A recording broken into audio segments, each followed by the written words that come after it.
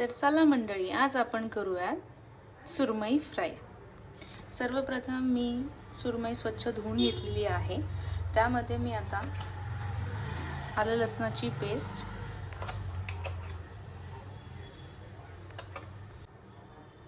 एक अर्धा चमचा हळद, लाल तिखट चवीनुसार आणि चवीपुरता मीठ टाकूया। त्यानंतर आपण थोडासा कोकमचा रस टाकूया आणि एकजीव करून घेऊया।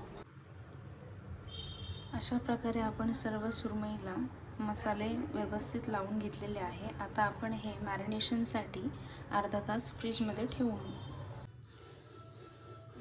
आपली सुरमई मॅरिनेट झाली आहे। आता आपण कोटिंगसाठी 2 चमचे रवा घेणार आहोत। त्यानंतर 1 पूर्ण चमचा तांदळाचं पीठ, त्यानंतर अर्धा चमचा मालवणी मसाला, चवीपुरता मीठ घेऊन एकजीव करून घेणार आहोत। एकजीव करून झालेला आहे। सुरमई आपली मॅरिनेट झालेली आहे।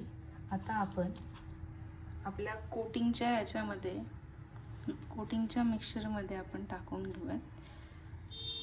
हलक्या हाताने दोन्ही बाजूने लावून घेऊया।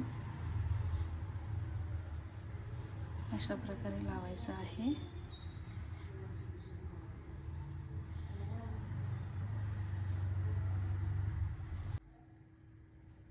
सर्व सुरमई आपण रव्यामध्ये कोट करून झालेले आहेत। आपण ते आता फ्राय करून घेऊयात।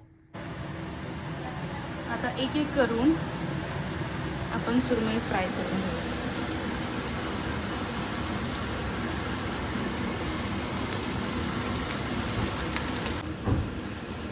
2 मिनिटं प्रत्येक साईडने आपण भाजून घेऊया। अशा प्रकारे दोन्ही बाजूनी व्यवस्थित गोल्डन ब्राउन होईपर्यंत फ्राय करून घ्यायचं आहे।